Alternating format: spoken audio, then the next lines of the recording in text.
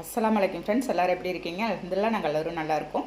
நான் நேற்று புதன்கிழமை காலையில் 11 மணிலேருந்து இன்றைக்கி வந்து ஒரு விலாக் எடுத்துகிட்ருக்கேங்க. ஒரு சிம்பிளான விலாகாக மதியம் லஞ்ச் ப்ரிப்ரேஷன் தான் எனக்கு வந்து நான் எடுத்துகிட்ருக்கிறேன். இதை வந்து நீங்கள் பிடிச்சிருந்தா ஒரு லைக் பண்ணிவிட்டு ஷேர் பண்ணுங்கள். மறக்காமல் அப்படியே சப்ஸ்கிரைப் பண்ணிடுங்க. என்னோடய சேனல் இது வரைக்கும் நீங்கள் சப்ஸ்கிரைப் பண்ணிங்கன்னா சப்ஸ்கிரைப் பண்ணிவிட்டு அடுத்த பக்கத்துக்கு பெல் ஐக்கானை கிளிக் பண்ணிடுங்க ஃப்ரெண்ட்ஸ். இப்போ வந்து நம்ம வீடியோவில் போகலாம் வாங்க. அதுக்கு வந்து நான் இன்றைக்கி வந்து வடகரி செய்யலான்னு மதியம் லஞ்சுக்கு வந்து ஒரு கப்பு நான் வந்து கடலைப்பயிறு ஒரு 10 நிமிஷத்துக்கு முன்னாடியே ஊற போட்டு எடுத்து வச்சுருக்கேங்க. அது அப்படியே இருக்கட்டும். அதுக்குள்ளே நமக்கு சாப்பாடும் வந்துடுச்சு.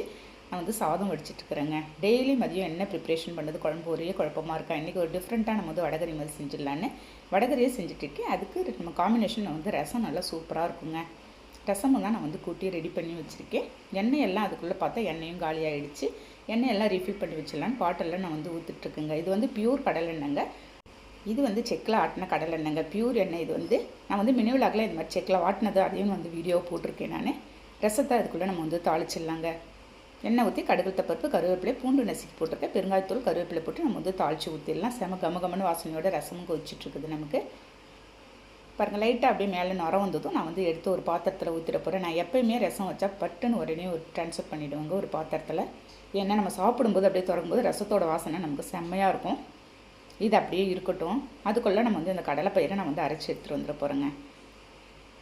இந்த வடகரி வந்து நமக்கு வந்து செம்ம சூப்பராக இருந்தது. நீங்கள் கறியே தோற்றுருங்க. நீங்கள் கறி எடுக்க கூட முடியலன்னா இந்த மாதிரி ஒரு ரெசிபி நீங்கள் செஞ்சு பாருங்கள். செம்ம சூப்பராக இருக்குங்க. ஊற வச்சு இந்த கடலைப்பயிரை நான் அதில் வெறும் கொஞ்சமாக உப்பு மட்டும் போட்டு நான் அரைச்சிட்டு வந்திருக்கேன். உங்களுக்கு இஷ்டப்பட்டால் நீங்கள் வந்து சோம்பு கூட ஒரு ஸ்பூன் நீங்கள் போட்டு ஆட் பண்ணிக்கலாங்க. கொஞ்சம் லைட்டாக குறைன்னு அரைச்சிட்டு வந்துட்டு வானலில் எண்ணெய் ஊற்றிருக்கேன். நல்ல எண்ணெய் ஹீட் ஆனதும் நான் வந்து அப்படியே பகோடா மாதிரி கொஞ்சம் கொஞ்சமாக அப்படியே எடுத்து போட்டுட்டு, உங்களுக்கு இஷ்டப்பட்டால் நீங்கள் வந்து வடை மாதிரி கூட நீங்கள் தட்டி போட்டுக்கலாம். பாருங்கள், இந்த மாதிரி பொன்னிறமாக நான் வந்து மீடியம் ஃப்ளேமில் வச்சு எல்லாத்தையும் பொரிச்சு எடுத்துட்டேங்க. அவ்வளோதான், இருக்கிற பேட்ச் எல்லாத்தையும் போட்டு நான் வந்து எடுத்துடுறேன். சான்ஸே இல்லைங்க, கறி குழம்பு மாதிரி அப்படியே இருந்தது. உங்களுக்கு கறி கிரேவி நம்ம சிக்கன் கிரேவி எப்படி செய்வோம் அதே டேஸ்ட்டில் இருந்துச்சுங்க. அதை ரெடி பண்ணிடலாம். இப்போ அதுக்கு வானலில் ஒரு 100 கிராம் இருக்குங்க எண்ணெய் ஊற்றிருக்கேன். பிரியாணி ஸ்பைசஸ் எல்லாம் போட்டுடலாம். பட்டை, கிராம்பு, ஏலக்காய் போட்டு ஒரு கொத்து கருவேப்பிலை உரி போட்டு நல்லா பொரிஞ்சதும் ஒரு 3 வெங்காயம் நறுக்கி வச்சுருக்கேன். அதையும் சேர்த்துட்டு ஒரு 2 தக்காளி, பழமான தக்காளியை நறுக்கி போட்டு வதக்கிட்டு இருக்கேன். இப்போ அதோட ஒரு ஸ்பூன் இஞ்சி பூண்டு பேஸ்ட்டு நம்ம வந்து சேர்த்துடலாம். பாருங்கள், அதோட பச்சை வாசனையும் நல்லா போகணுங்க. பாருங்கள், எல்லாத்தையும் நல்லா வதக்கிட்டு இப்போ தேவையான மசாலா எல்லாத்தையும் நம்ம வந்து சேர்த்துடலாம். ஒரு ஸ்பூன் தனி மிளகாய்த்தூள், ஒரு ஸ்பூன் மல்லி மிளகாலாம் சேர்த்து அரைச்சி தூள் போட்டிருக்கேன். ஒரு ஸ்பூன் கரம் மசாலா போட்டிருக்கேங்க. போட்டு எல்லாத்தையும் நல்லா மிக்ஸ் பண்ணிடலாம் நம்ம. பாருங்கள், இந்த மாதிரி மிக்ஸ் பண்ணிவிட்டு நம்ம ரெடி பண்ணி வச்சுருந்தா இந்த வடையை எடுத்து அதோடு சேர்த்துடலாம். போட்டு இதையும் மிக்ஸ் பண்ணி ஃபைனலாக வந்து ஒரு அரை மூடி இருக்குங்க தேங்காய் நல்லா கெட்டியாக நான் வந்து பால் எடுத்து வச்சுருக்கேன். கெட்டியாக நான் வந்து எடுத்து வச்சுருந்த பால் எல்லாத்தையும் ஊற்றிட்டு கொஞ்சமாக உப்பு போட்டிருக்கேன். அந்த கிளிப்பை வந்துட்டு தவறி போச்சுங்க. நீங்கள் உப்பு வந்து ஃபைனலாக கொஞ்சமாக சேர்த்து நம்ம வந்து மூடி வச்சிடலாம். நல்லா ஒரு திக்காக வர வரைக்கும் நீங்கள் வந்து வெயிட் பண்ணுங்கள். ஒரு 10 நிமிஷத்துலேயே நமக்கு வந்து இது ரெடி ஆகிடுங்க. அவ்வளோது சூப்பராக இருந்துச்சு டேஸ்ட்டு. இதுக்கு வந்து காம்பினேஷன் ரசம் தாங்க சூப்பராக இருக்கும். இன்னும் மதியம் லஞ்சுக்கு வந்து இதோடையும் நான் முடிச்சிட்டேன். சிம்பிளாக முடிச்ச ரசத்தோடையும் அந்த வடகரியோடு முடிச்சாதுங்க. சூடான சாதம் வடித்து வச்சுருக்கேன். அவ்வளோதாங்க இன்றைக்கி லஞ்ச் ப்ரிப்ரேஷனு. சிம்பிளாக இருந்தாலும் அவ்வளோது ஒரு அருமையான டேஸ்ட்டில் இருந்துச்சு. நீங்கள் தேவைன்னா ஒரு அப்பளம் கூட பொரிச்சிக்கலாம். அவ்வளோதாங்க. பாருங்கள், நான் வடகரி எடுத்தது எல்லாத்தையும் ரெடி பண்ணி வச்சுருக்கேன். நம்ம ரெடி பண்ண ரசமும் இருக்குது, சூடான சாதம் இருக்குங்க. அப்படியே எடுத்து சர்வ் பண்ண வேண்டியது தான் இன்றைக்கி. அதே சமயம் மதியம் சாப்பிட்டுட்டு கொஞ்சம் நேரம் நம்ம வந்து ரெஸ்ட் எடுத்தாச்சுங்க. இன்றைக்கி வந்து துணியை மிஷினில் போட்டு எடுக்கிறதுக்கு லேட் ஆகிடுச்சு. இன்றைக்கி ஒரு 4 o'clock போல் போயிடுச்சிங்க டைமே. நான் வந்து எல்லாத்தையும் எடுத்து துணியெல்லாம் மாடியில் காய போட்டுட்ருக்கேன். இப்போ இன்றைக்கி துணி காய போட்டு வந்து கொஞ்சம் நேரம் ரெஸ்ட் எடுத்துகிட்டு ஒரு 10 நிமிஷம் ரெடி பண்ணிவிட்டு பசங்க சீக்கிரமே பசிக்குதுன்னாங்க. அதனால் நான் வந்து இன்றைக்கி டின்னர் ரெசிபி தான் ரெடி பண்ணிகிட்டு இருக்கேங்க. காலையிலே மாவு அரைச்சி போட்டாச்சு. அதுக்கு வந்து தக்காளி சட்னி தான் எல்லாருமே எங்கள் வீட்டில் நாங்கள் வந்து விரும்பி சாப்பிடுவோம்.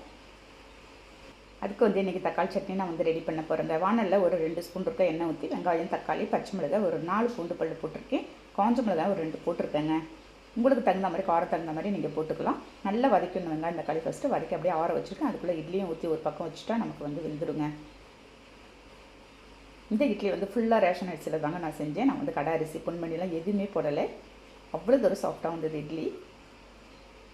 பாருங்கள், இந்த தக்காளி சட்னியை நான் வந்து அரைச்சிட்டு போகிறேன். நல்லா ஆறிடுச்சிங்க. செம்ம சூப்பராக இருக்குங்க. இதோட நாங்கள் வந்து இந்த எறாப்பொடி தூள் வச்சு அப்படியே தொட்டு சாப்பிட்டாச்சு.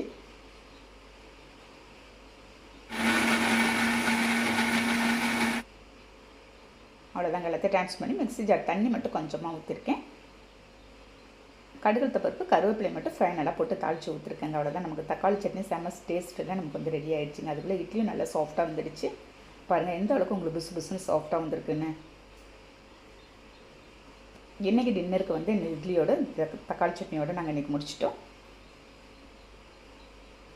இங்கே சீக்கிரமாகவே டின்னர் ரெசிபி முடிச்சாச்சுங்க. 7:30க்கெலாம் சாப்பிட்டாச்சு எல்லாருமே. அவ்வளோதாங்க. இப்போ டேஸ்ட் எப்படி இருக்குன்னு நான் வந்து இன்றைக்கி டெஸ்ட் பண்ண போகிறேங்க.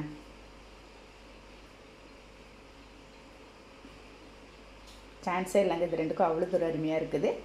ஓகே, இந்த குட்டி விழாக்கு உங்களுக்கு வந்து பிடிச்சிருந்தா லைக் பண்ணிவிட்டு ஷேர் பண்ணுங்கள். மறக்காமல் சப்ஸ்கிரைப் பண்ணிவிடுங்க. நெக்ஸ்ட் வீடியோவில் பார்க்கலாம். ஓகே, பாய்.